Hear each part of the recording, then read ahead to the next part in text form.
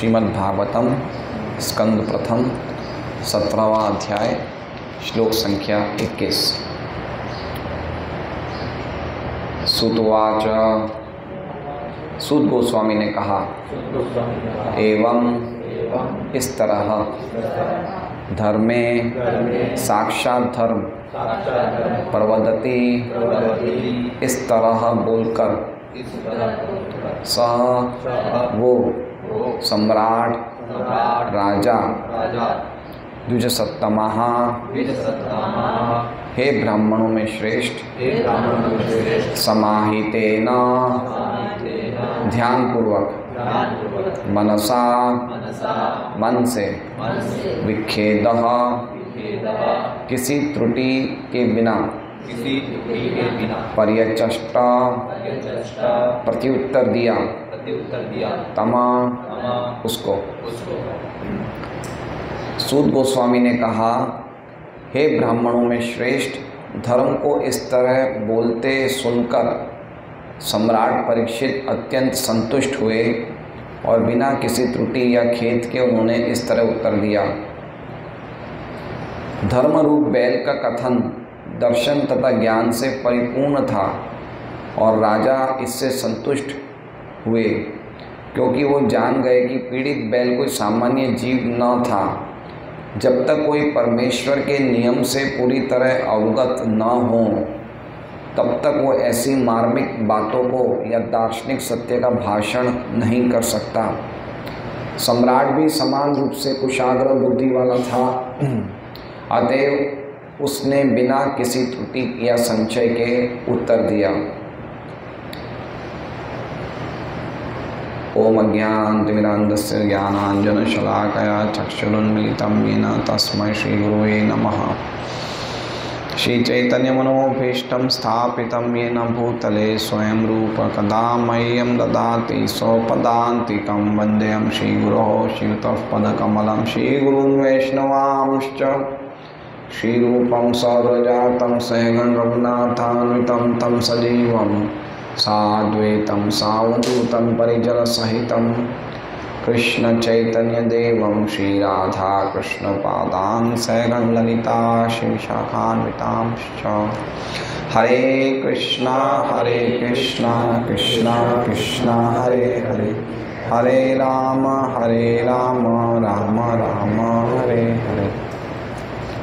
सुतवाच, एवं धर्मे प्रवदति स सम्राट द्विजसत्तमः समाहितेन मनसा विखेदः पर्यचष्टतम्। सूत गोस्वामी ने कहा, हे ब्राह्मणों में श्रेष्ठ, धर्म को इस तरह बोलते सुनकर सम्राट परीक्षित अत्यंत संतुष्ट हुए और बिना किसी त्रुटि या खेद के उन्होंने इस तरह उत्तर दिया।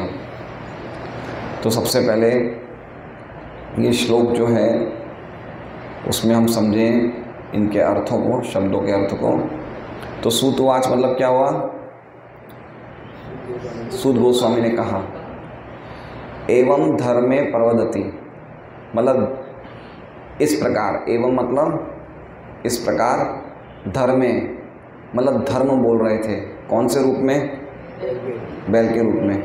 लेकिन ये बात परीक्षित महाराज को नहीं पता थी, सूत गोस्वामी को पता थी। इसलिए सूत गोस्वामी बोल रहे हैं कि धर्म एवं इस प्रकार बोल रहे थे। प्रवदति मतलब बोल रहे थे। स मतलब धर्म। सम्राट कौन हुए? राजा परीक्षित। द्विजसत्तमः, द्विजसत्तमा कौन हुए? द्विजसत्तमा कौन हुए प्रभु जी? कौन से ब्राह्मण? सूत गोस्वामी किनको बोल रहे थे? सूत गोस्वामी किसे कह रहे थे? शौनक आदि ऋषियों को। सूत गोस्वामी शौनक आदि ऋषियों को कह रहे थे। तो द्विजसत्तमा मतलब अब सूत गोस्वामी सभी ब्राह्मणों को कह रहे हैं, हे ब्राह्मणों में श्रेष्ठ। तो शौनक आदि कितने ऋषि थे टोटल? नैमिषारण्य में शुभ विलास प्रभु कितने ऋषि थे? 88,000। वो सब सुन रहे थे और सूत गोस्वामी कह रहे थे, क्या कह रहे थे? हे ब्राह्मणों में श्रेष्ठ हैं। इस प्रकार जब धर्म बोल रहे थे तब राजा मतलब सम्राट। तो पहली लाइन का मतलब क्या हुआ, हे ब्राह्मणों में श्रेष्ठ, जब धर्म इस प्रकार बोल रहे थे तब राजा। अब दूसरी लाइन, समाहितेन मनसा, समाहितेन मतलब एकाग्र किया, मन को एक ही चीज़ पे ध्यान करके विथ फुल अटेंशन, समाहितेन मनसा, मन को बिल्कुल ध्यान पूर्वक उन्होंने विचार किया। विखेद, विखेद मतलब बिना कोई गलती के, बिना कोई गलती के। पर्यचष्टतम, पर्यचष्ट मतलब उनका प्रति उत्तर दिया, जो धर्म ने पूछा उसका जवाब दिया। तो दूसरी लाइन का अर्थ क्या हो गया कि इस प्रकार राजा परीक्षित ने पूरा ध्यान लगाकर मन को एकाग्र करके विखेद होगा मतलब बिना कोई गलती के, बिना कोई गलती के प्रति उत्तर दिया, जवाब दिया। किसको जवाब दिया, किनको जवाब दिया प्रभु, धर्म को। ठीक है, तो समझ गए अर्थ हैं? आप बताइए गोपेश्वर प्रभु, बताइए श्लोक देख के, मैंने आपको अर्थ बताया। हाँ, अब आप अर्थ अनुवाद बोलिए।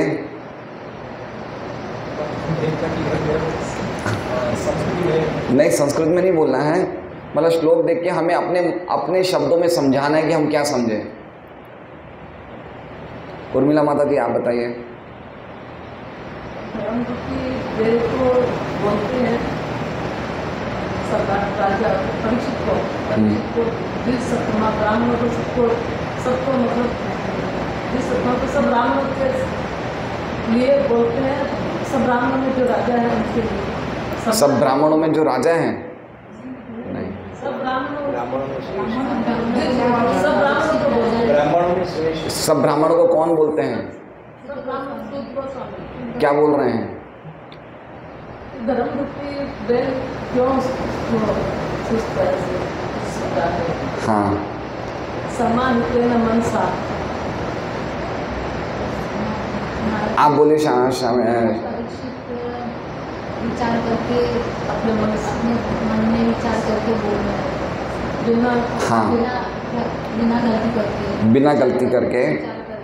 हाँ, तो सूत गोस्वामी ये बोलना चाहते हैं, सूत गोस्वामी बोल रहे हैं कि हे शौनक आदि ऋषियों, जब धर्म ने इस प्रकार की बातें करी तब राजा परीक्षित ने बहुत ही ध्यानपूर्वक बिना कोई गलती के जवाब दिया। ठीक है, देखिए हम लोग अगर ऐसे समझेंगे तो हमें बहुत अच्छा लगेगा, बहुत अच्छा लगेगा। अगर ये देखिए प्रभुपाद ने क्यों वर्ड टू वर्ड मीनिंग लिखा है, क्यों लिखा है word to word meaning? Direct श्लोक का अनुवाद भी तो लिख सकते थे, डायरेक्ट श्लोक का तात्पर्य भी तो लिख सकते थे, लेकिन word to word meaning Prabhupada ने इतनी मेहनत क्यों करी? क्योंकि हम उसको वैसे ही समझे जैसे प्रभुपाद समझाना चाहते हैं कि कैसा वर्ड है। देखिए अब आप लोग ये सुनेंगे तो आप बार बार पूरे दिन भर में सोचेंगे कि सूत गोस्वामी ये बोल रहे थे कि जब धर्म ऐसी चर्चा कर रहा था तब सभी ब्राह्मणों को सूत गोस्वामी ने बोला कि जब धर्म ऐसी बातें कर रहे थे तब राजा परीक्षित ने बड़े ध्यानपूर्वक बिना कोई गलती के उनको जवाब दिया। आप समझ गए? ठीक है, तो अब देखते हैं क्या जवाब दिया। तो ऐसे समझना चाहिए बहुत। देखिए प्रभुपाद, अगर हम आचार्य की टीका पढ़ेंगे, अब श्रीधर स्वामी हैं, उन्होंने क्या टीका लिखी है इस पे पता है? खाली 5 शब्द लिखे हैं बस, और कुछ नहीं लिखा है। उन्होंने लिखा है विखेद गतस्मोह पर्यचष्ट प्रत्यभाषत ज्ञानवान इति वा। ये श्रीधर स्वामी की टीका है। कितनी? 5 शब्दों की टीका है। क्या बताया? विखेद गतमोह पर्यचष्ट प्रत्यभाषत ज्ञानवान इति वा। अब समझो क्या समझना है। हम ऐसे समझ ही नहीं सकते हैं, हम ये नहीं समझ पा रहे हैं जो सिंपल प्रभुपाद बता रहे हैं, तो श्रीधर स्वामी ने 1 लाइन में बता दी पूरी टीका। तो हमें प्रभुपाद ने कितना सिंपल करके दिया है। बहुत ही हम पे कृपा है, ये भागवत में इस तरह समझाया प्रभुपाद ने, तो हमें कम से कम वो जो बता रहे हैं वो तो समझें, at least word to word meaning समझेंगे तो हमें बहुत अच्छा लगेगा। तात्पर्य पढ़ना है अनुवाद पढ़ना है, लेकिन वर्ड टू वर्ड मीनिंग को हमें समझना चाहिए। हमने पढ़ लिया, लेकिन हमने जो पढ़ा, अगर कोई पूछे कि आपने क्या पढ़ा, तो हम कम से कम सुना तो ले उसे। जैसे मान लीजिए कि अभी उर्मिला माता जी घर जाएंगे, इनके बच्चे पूछेंगे मम्मी क्या सुन के आई बताओ, बेटा बहुत अच्छा था। अब सुना क्या ये तो बताओ, नहीं अच्छा था तो बताओ तो सही। ऐसा नहीं होना चाहिए, हमें बताना चाहिए कि आज सूत गोस्वामी ने ये चर्चा करी सभी शौनक आदि ऋषियों पे, ऐसे बताना चाहिए। तो क्या क्या जवाब दिया सूत गोस्वामी ने, धर्म ने क्या पूछा था परीक्षित महाराज से, कुछ याद है? पिछले 4-5 दिनों में आप लोग ने जो क्लास अटेंड करी होगी, तो धर्म ने कुछ दुख के कारण बताए थे। याद है आप लोग को? कुछ कोई बताएंगे क्या क्या कारण बताए थे कि सुख और दुख हम सब जीवात्माओं को सुख और दुख का हमारा कारण क्या है? तो कौन कौन से कारण बताए थे धर्म ने 5 ऑप्शन दिए थे। कितने ऑप्शन दिए थे? 5 ऑप्शन दिए थे। और फिर राजा परीक्षित को कहा कि अब आप ही चुनो। यही कहा ना, देखिए लास्ट श्लोक में। मैं तो कल नंदग्राम में जलेबियां खा रहा था। ये देखिए, अत्रानुरूपम राजर्षि विमर्श स्वमनीषिया। आखिरी लाइन क्या, लास्ट श्लोक का कल ये लिया था ना आपने, कि ये सब के अनुसार राजर्षि, हे राजर्षि आप सोचिए और आप बताइए अपनी बुद्धि से क्या सही आंसर है। तो 5 ऑप्शन क्या दिए थे धर्म ने, याद है आप लोग को? कि दुख और सुख के कारण क्या क्या हैं। एक तो स्वयं व्यक्ति ही दुख और सुख का कारण है, यानी कि आत्मा। दूसरा देव मतलब जो ऊपर की शक्तियां हैं जिनको हम नहीं देख सकते हैं, भगवान या देवताओं द्वारा हमें सुख और दुख मिलते हैं, देवताओं द्वारा। तीसरा कर्म, हमारे कर्म ही हमारे सुख दुख का कारण है। और चौथा बताया था नेचर, स्वभाव, हमारा स्वभाव या नेचर ही सुख दुख का कारण है। और 5वां क्या बताया था, जो कल हमने श्लोक लिया था? क्या लिया था 5वां श्लोक? अप्रत्यर्कम अनिर्देशम। ये सुख दुख का कारण हम अपने मन और बुद्धि से पता नहीं लगा सकते। ये मन और बुद्धि से परे है। हमारे तर्क से, तर्क की बुद्धि से या कल्पना की बुद्धि से या हमारे वचनों से हम सुख दुख के कारण का पता नहीं लगा सकते। ये उनसे परे है। तो इसके तात्पर्य में प्रभुपाद जी कहते हैं कि जो भक्त होते हैं, इसमें देखिए कल वाला श्लोक इससे कंटिन्यूड है, इसलिए कल वाला श्लोक हम लिखते हैं, अप्रत्यर्क्यात् अनिर्देश्यात् इति केश अपि निश्चय। इति केशु अपि, केशु मतलब कुछ लोग ऐसा बताते हैं कि हमारे सुख और दुख का कारण हम नहीं पता कर सकते, क्योंकि हमारी तर्क बुद्धि से और हमारी विचार शक्ति से परे है। इसलिए हम उसका, कौन हमें सुख दुख दे रहा है, उसका कारण हम नहीं पता लगा सकते। तो कौन कौन से 5 ऑप्शन दिए माता जी, आप बताएंगे? अभी मैंने बताया ना 5 ऑप्शन। गोपेश्वर आप बताइए। धर्म ने कुछ पिछले श्लोकों में श्लोक संख्या 17 से लेकर श्लोक संख्या 20 तक कोई 5 कारण बताया कि सुख दुख जीवात्मा को क्यों मिलते हैं। हर एक के जीवन में हमारे सुख दुख तो आते हैं ना सबके जीवन में, ठीक है? तो कौन कौन से कारण है 5? एक तो स्वयं आत्मा, दूसरा देवी शक्तियाँ, देव देवता, तीसरा कर्म, चौथा स्वभाव नेचर, और पांचवा जो कारण है वो हम अपनी मन बुद्धि वचनों से पता नहीं लगा सकते। वो हमारी तर्क के परे है, मन और वचनों के अगोचर है। तो ये जो 5वां कारण था, इसके तात्पर्य में प्रभुपाद जी बताते हैं अप्रत्यर्क्यात् अनिर्देश्यात्। इसका मतलब भक्त लोग जानते हैं कौन है, ये भगवान है। क्योंकि भगवान से ईश्वर परम कृष्ण सच्चिदानंद विग्रह अनादिर आदिर गोविंद सर्व कारणम। तो भगवान ही सभी कारणों के कारण है। इसलिए सभी सुख दुख कहाँ से आ रहे हैं? भगवान से आ रहे हैं। लेकिन भगवान, इसका मतलब भगवान कारण नहीं है। आप समझ रहे हैं? जैसे ऐसा नहीं समझना चाहिए कि जैसे कढ़ाई में हम लोग पकौड़ियाँ तल रहे हैं, तो तो हमने मैदा का घोल डाला और मसाले डाले और हम लोग पकौड़ियाँ तल रहे हैं। तो ऐसा नहीं समझना चाहिए कि भगवान हमें सुख दुख में तल रहे हैं, भगवान ने हमें सुख दुख में डाल दिया और तल रहे हैं, ऐसा नहीं समझना चाहिए। भगवान सर्व कारण हैं, लेकिन सुख दुख का कारण वैसे कौन है? हम स्वयं हैं। भगवान गीता जी में कहते हैं 13वें अध्याय में, कौन सा श्लोक है? कार्य कारण कर्तृत्वे हेतु प्रकृति उच्यते, पुरुष सुख दुखानां भोक्तृत्वे हेतु उच्यते। सुख दुखों का जो भोक्ता पुरुष है उसका कारण वो खुद है। भगवान सर्व कारण हैं, लेकिन हमारे गलत और अच्छे कामों के अनुसार ही भगवान हमें सुख और दुख देते हैं। तो भक्त लोग बताते हैं कि सभी कारणों के कारण कौन है? भगवान है, इसलिए भगवान से ही सब सुख दुख आ रहे हैं। तो 5 कारण पता चल गए हमें। सुखविलास प्रभु 5 कारण बताइए जो धर्म ने बताया। धर्म ने 5 ऑप्शन दिए।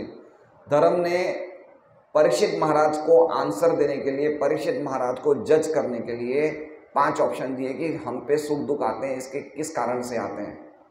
5 ऑप्शन बताइए। हैं? देवी शक्तियों द्वारा, स्वभाव के द्वारा 2,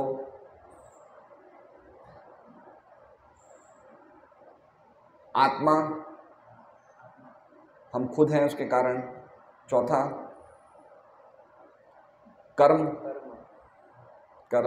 और 5वां है अप्रत्यर्क्याद अनिर्देशात, हम अपने मन और बुद्धि के अगोचर है। मतलब कि भक्त उसका टीका लिखते हैं वो भगवान है। भक्त लोग ऐसा समझते हैं। इसमें लिखा है केश अपि निश्चय। तो अब क्या कह रहे हैं? धर्म क्या कह रहा है? धर्म कह रहा है कि परीक्षित महाराज अब आप निर्णय लीजिए कि मेरे जो मुझ पे दुख आ रहे हैं इसका कारण कौन है। इसका निर्णय कौन करिए? किसको बोल रहे हैं? धर्म? परीक्षित महाराज को। परीक्षित महाराज को पता नहीं है कौन है, परीक्षित महाराज को ये पता नहीं कौन है। अब परीक्षित महाराज जवाब दे रहे हैं। तो इसमें श्रीधर स्वामी ये बता रहे हैं विच्छेद का अर्थ मतलब बिना कोई गलती के। मतलब श्रीधर स्वामी बता रहे हैं कि गत मोह, मतलब वो सभी मोह से मुक्त हो गए थे जब वो जवाब दे रहे थे परीक्षित महाराज इनके ऑप्शंस का, इनके प्रश्न का। तो सभी प्रकार के मोह से मुक्त होके उन्होंने जवाब दिया। इसमें प्रभुपाद जी शब्द के अर्थ में बता रहे हैं विच्छेद मतलब बिना कोई गलती के, और श्रीधर स्वामी कह रहे हैं गत मोह मतलब बिना कोई मोह के, मतलब एक तरह का ही मतलब है। तो श्रीधर स्वामी का कह रहे हैं विच्छेद गत मोह पर्यचष्ट। पर्यचष्ट मतलब, परिचष्ट का मतलब क्या होता है? माता जी आप बताइए परिचष्ट का मतलब क्या होता है? परिचष्ट लिखा है ना, क्या मतलब होता है परिचष्ट का? राधे प्रभु है ना आपका नाम, आप बताइए।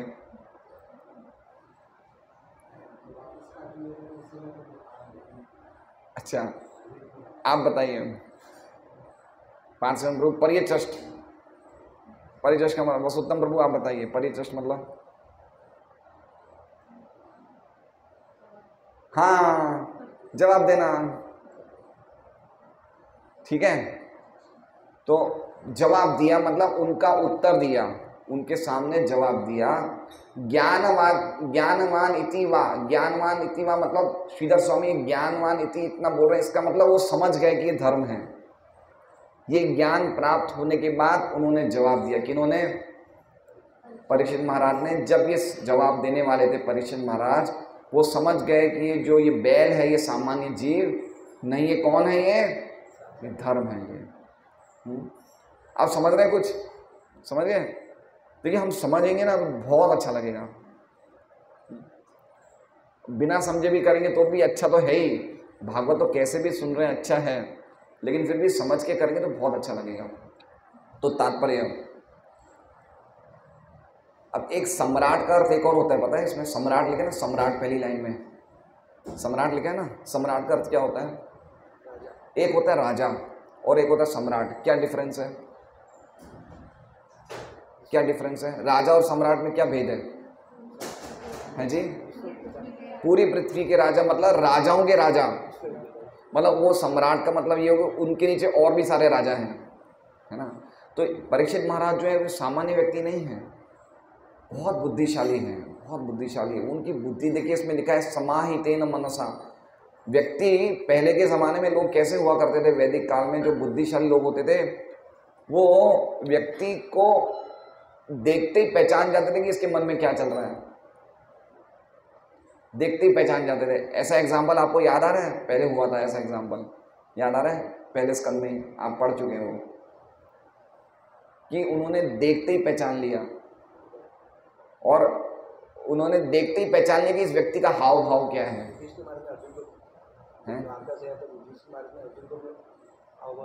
हाँ, हाव भाव से पहचान, लेकिन अर्जुन तो उस टाइम लग ही रहा था परेशान है, वो तो कोई भी देख लेता। अभी आप समझिए कि व्यक्ति रो रहा तो समझिए कि परेशान है, तो अर्जुन तो आई ऐसी स्थिति में था कि सामने वाला समझ सकता है। लेकिन सामान्य हाव भाव देख के, व्यक्ति के कोई इमोशंस नहीं देख के, व्यक्ति का चेहरा देख के पहचान लिया जाता था। एक एग्जाम्पल आता है, बता सकते हैं? फर्स्ट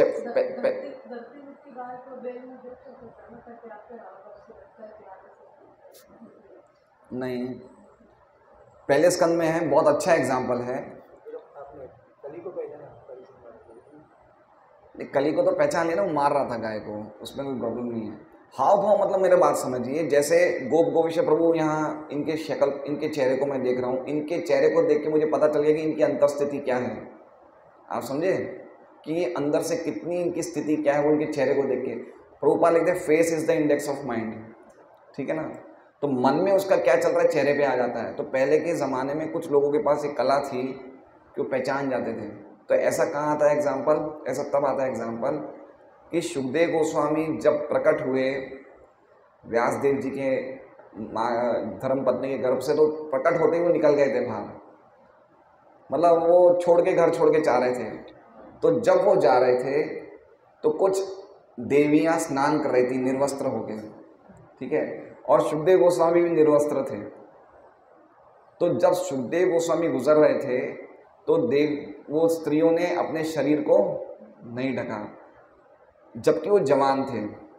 लेकिन जब उनके पिता वेदव्यास जी गुजर रहे थे, जबकि वो वृद्ध थे और उन्होंने कपड़े पहने हुए थे और वो उस तरफ देख भी नहीं रहे थे स्त्रियों की तरफ, तो भी उन्होंने शरीर ढका। और सुखदेव गोस्वामी सब तरफ घूम देख रहे थे, जवान थे, गृहस्थ नहीं थे, कपड़े नहीं थे, लेकिन फिर भी उन्होंने, स्त्रियों ने सुखदेव गोस्वामी को भी देखा और वेद व्यास जी को देखा, लेकिन वेद व्यास जी को देख के उन्होंने शरीर ढक दिया और सुखदेव गोस्वामी को देख के नहीं ढका। तो उस श्लोक में वो स्त्रियां बोलती हैं कि वेद व्यास जी को बोलती हैं कि हमने आपके बेटे को देख के पढ़ लिया कि इसमें स्त्री और पुरुष की बुद्धि नहीं है कि ये स्त्री है ये पुरुष है। वो इतनी ऊंची स्थिति में है कि उनको ये नहीं पता ये स्त्री और पुरुष है। वो मतलब ऐसी समाधि की स्थिति में है, इसलिए उनके मन में भाव ही नहीं था। तो हमारे मन में भी ऐसा भाव नहीं हुआ, लेकिन आपके मन में भाव था। तो इसका मतलब ये नहीं है कि वेद व्यास जी कोई हल्की स्टेज में है, लेकिन वेद व्यास जी एक गृहस्थ की भूमिका निभा रहे थे, इसलिए उनको जरूरी था कि समझे कि ये स्त्री और पुरुष है ना। तो उस श्लोक में लिखा हुआ है कि स्त्रियों में वो कला थी, वो स्त्रियों में, कि वो भाव देख के पहचान जाते कि इनके अंदर क्या चल रहा है। तो परीक्षित महाराज भी ऐसे थे, वो समझ जाते हैं कि जो व्यक्ति मेरे से बात कर रहा है ये सामान्य व्यक्ति नहीं है, ये इनके प्रश्नों से, इनके बातों से समझ गए कि जो इस प्रकार की बातें कर रहे हैं, जो इस प्रकार की सैद्धांतिक बातें कर रहे हैं, वो सामान्य व्यक्ति नहीं, वो साक्षात धर्म है। ये कौन पहचान गए? परीक्षित महाराज। इसलिए परीक्षित महाराज को कहा है सम्राट विखेद, बिना कोई गलती के, बिना कोई मतलब त्रुटि के, मन को लगा के समाहितना, एक ही जगह मन को ध्यान करके उन्होंने बिल्कुल तुरंत उत्तर दे दिया। तो उन्होंने पांचों जो क्वेश्चंस थे, ऑप्शंस थे, उसका उत्तर उन्होंने बता दिया क्या है। तो अब हम तात्पर्य पढ़ेंगे। तो उनका उत्तर क्या है वो तो कल वाले श्लोक में आएगा, जब परीक्षित, वो कल का श्लोक तो और भी ज़्यादा इंटरेस्टिंग होगा। आज तो खाली बात ही, कल तो बहुत ही इंटरेस्टिंग होगा श्लोक। महाचंद्र प्रभु कल की क्लास लेंगे।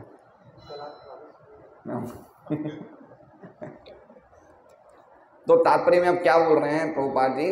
धर्म रूप बैल का कथन दर्शन तथा ज्ञान से परिपूर्ण था और राजा इससे संतुष्ट हुआ। देखिए अब कितनी बड़ी बात लिखी है। धर्म रूप बैल का कथन, कथन मतलब समझ रहे हैं, कथन मतलब उसके स्टेटमेंट्स, एक होता है कथनी, एक होता है करनी। कथनी और करनी, भक्तों की कथनी और करनी एक होनी चाहिए। आप समझ रहे हैं? कथनी मतलब भक्त जो बोल रहा है और जो आचरण करता है उसमें फ़र्क नहीं होना चाहिए, ठीक है। तो जब भक्तों की कथनी और करनी एक ही होगी ना, तब वो व्यक्ति कुछ बोलेगा सामने वाले को तो उसके हृदय में प्रभाव पड़ेगा। इसलिए भक्तों को ध्यान रखना चाहिए कि अगर वो कुछ बोल रहे हैं तो उनके जीवन में भी उनको उतारना चाहिए वो चीज़। तो धर्म रूप बैल का कथन दर्शन तथा ज्ञान से परिपूर्ण था। तो इसका मतलब एक और है कि जब हम कोई स्टेटमेंट देते हैं, जब हम कुछ भी बोलते हैं, तो वो बहुत ही सोच के नपा तुला और किसी के हितकारी होना चाहिए और शास्त्रों से ऑथोरिटेटिव होना चाहिए। ऐसा नहीं कि आप कुछ भी बोल रहे हैं, हल्की लैंग्वेज नहीं बोलनी चाहिए। इसका मतलब ये नहीं कि हम मजाक नहीं करें, ऐसा नहीं है इसका मतलब, लेकिन इसका मतलब ये है कि जब भी हम आपस में कुछ शास्त्रों की चर्चा करें या धर्म की चर्चा करें या कुछ हम लोग क्लास की चर्चा करें, तो हमारी जो वाणी है उसमें कुछ ना कुछ सेंस होना चाहिए। बिना सेंस की बातें नहीं करनी चाहिए। धर्म जो बातें कर रहे हैं, जो बैल रूपी धर्म, धर्म रूपी बैल जो बात कर रहा है, उनके स्टेटमेंट में सिद्धांत है, ज्ञान है, दर्शन है, उनसे भरे हुए थे उनके स्टेटमेंट। उनके स्टेटमेंट ऐसे नहीं थे कि भाई यहाँ क्या कर रहे हो, कहाँ शॉपिंग करी, क्या घूमने गए, ऐसी बातें नहीं करते वो लोग। उनकी बातें बहुत हैवी होती है, बहुत हाई होती है। और राजा इससे संतुष्ट हुए। सामने वाले व्यक्ति से हम जब बात करें तो सामने वाले व्यक्ति को संतुष्टि होनी चाहिए, हम कैसे बात कर रहे हैं, है ना, उसको असंतुष्टि नहीं होनी चाहिए। पर्टिकुलरली भक्तों को ये ध्यान रखना चाहिए कि जब वो किसी से बात करे तो सामने वाले व्यक्ति को उसके हृदय में एक सेटिस्फेक्शन होना चाहिए कि हाँ भाई कोई व्यक्ति ने मेरे से बात की है ना। तो बहुत समझने जैसी बात है। तो राजा संतुष्ट हो गए क्योंकि वो जान गए कि ये पीड़ित बैल कोई सामान्य जीव ना था। अब धर्म रूप बैल बोल रहा है मतलब साक्षात धर्म ही बोल रहे हैं, तो उनकी बातों में धर्म होगा।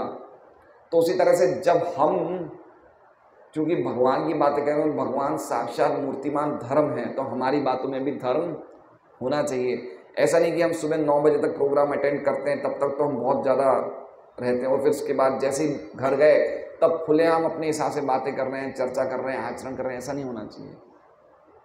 हमारे जीवन में धर्म झलकना चाहिए। धर्म रूपी बातें, धर्म रूपी आचरण, ये हमारे जीवन में होना चाहिए। धर्म देखिए, पांडवों की विशेषता क्या थी? पांडवों ने कभी भी अपने जीवन में कोई अधर्म नहीं किया।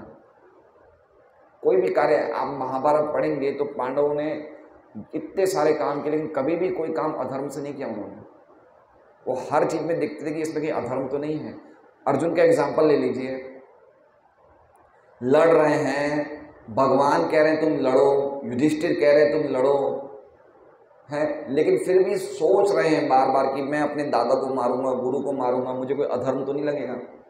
कितना सोच के एक कदम भी उठाते तो सोचते हैं कि कुछ अधर्म तो नहीं हो जाएगा मेरे से। कितना सोच रहे हैं मेरे से कोई अधर्म नहीं होना चाहिए। कितने ऑप्शंस रखे उन्होंने कि स्त्रियां दूषित हो जाएगी, बच्चे वर्ण संकर निकलेंगे, सब बड़े बड़े मर जाएंगे, धर्म का कौन पालन करेगा। कितना ध्यान रखते हैं अर्जुन। तो इसलिए ये चीज़ों से हमें सीखना चाहिए कि भक्त लोग जब भक्ति के जीवन में प्रवेश करते हैं, जो भक्त नहीं हैं उनसे तो हम आशा नहीं रख सकते कि वो धर्म की बातें करें, लेकिन एटलीस्ट जब हम भक्ति में करते हैं तो कम से कम ये एक सिंपल बात है, जा रहे देखो तारे का, ये सबसे बड़ा धर्म है कि जिससे मिले उससे धर्म की बात, कृष्ण की बातें करो, तो इससे बढ़कर धर्म क्या होगा। तो इस तरह से अगर हम बात करेंगे तो सामने वाला व्यक्ति संतुष्ट होगा। जब तक कोई परमेश्वर के नियम से पूरी तरह अवगत ना हो तब तक वो ऐसी मार्मिक बातों का या दार्शनिक सत्य का भाषण नहीं कर सकता। कोई नहीं कर सकता है। ये कार्य खाली भक्ति कर सकते हैं, क्योंकि भक्ति भगवान के नियमों को जानते हैं और कोई नहीं जानता है। इसलिए भगवान का संदेश का प्रचार कौन कर सकता है? खाली भक्त कर सकते हैं। तो भक्तों की बहुत बड़ी जवाबदारी है प्रचार करने की। सम्राट भी समान रूप से कुशाग्र बुद्धि वाले थे। कुशाग्र मतलब कुश कैसे बोलते हैं? कुश कुश किसे बोलते पता है? तिनका होता है ना, घास का तिनका होता है, उसे कुश बोलते हैं। वो बहुत पॉइंटेड होता है, मतलब बहुत ही नुकीला होता है ना।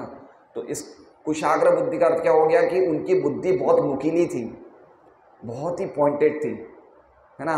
अभी हमारी बुद्धि कैसी, बिल्कुल ब्लंट है, मतलब हम पेंसिल, जैसे वो बच्चे ब्लंट पेंसिल से लिखते हैं तो कुछ दिखता ही नहीं है, वो शार्पनर से शार्पन करते हैं तो वो दिखता है कि हाँ भाई क्या लिखा है। तो अभी हमें साधना से अपनी बुद्धि को क्या करना है, अग्र बनाना है, बिल्कुल शार्पन करनी है। जब तक हम अपनी बुद्धि को शार्पन नहीं करेंगे तो गीता भागवत के संदेश को नहीं समझ सकते हैं। खाली हम सोच रहे हैं हम 16 माला करें, खैर भगवान का नाम ही अल्टीमेटली सब कुछ वही है, लेकिन हम अभी प्रारंभिक अवस्था में हैं, इसलिए हमें शास्त्रों के साथ साथ अगर हम समझ के बुद्धि से शास्त्रों को समझेंगे, अच्छी साधना करेंगे, 4 नियमों का पालन करेंगे, भक्तों का संग करेंगे, तो हमारी बुद्धि कुशाग्र बननी ही चाहिए, है ना। कुशाग्र मतलब ऐसा नहीं कि हमें बहुत बड़ा पंडित होना है, लेकिन हमें समझ जाना चाहिए कि ये जीवन दुखमय है, भौतिक जगत दुखमय है, हमें यहाँ से निकल के भगवान के धाम जाना, ये कुशाग्र है। हमें कोई बहुत बड़ा स्कॉलर नहीं बनना है ग्रामर का या उसका, लेकिन कुशाग्र मतलब कोई भी व्यक्ति बात करे उस बात के सार को समझ जाना कि भाई क्या बोलना चाहता है। तो भगवान का, गीता जी का क्या सार है कि मेरी शरण में आ जाओ, सदैव मेरा चिंतन करो, तो ये सार है। तो कुशाग्र बुद्धि वाला, विशेष रूप से जो व्यक्ति ने मनुष्य जीवन प्राप्त किया है, उसको समझ जाना चाहिए कि अल्टीमेटली मुझे इसी जीवन में कैसे ना कैसे जन्म मृत्यु के चक्र से निकल के भगवत प्रेम प्राप्त करना है। इसका मतलब कुशाग्र बुद्धि। तो परीक्षित महाराज ऐसे कुशाग्र बुद्धि वाले थे। कुशाग्र मतलब बिल्कुल पॉइंटेड बुद्धि वाले थे। अतः उन्होंने बिना किसी त्रुटि या संशय के उत्तर दिया। तो बिना कोई संशय के, कोई उनके मन में डाउट नहीं था, बिल्कुल स्ट्रेट फॉरवर्ड उन्होंने उत्तर दिया। अब क्या उत्तर दिया कल हम सुनेंगे। हरे कृष्णा। श्रीमद् भागवतम की जय। तो अब इजीली समझे थोड़ा श्लोक हैं। अब ऐसे हम समझेंगे और पूरे दिन भर में 1 या 2 बार भी हम लोग मनन करेंगे तो कल के श्लोक के लिए हम तैयार रहेंगे, क्योंकि ये सब कंटिन्यूटी में ही है। हरे कृष्णा। श्रील प्रभुपाद की जय।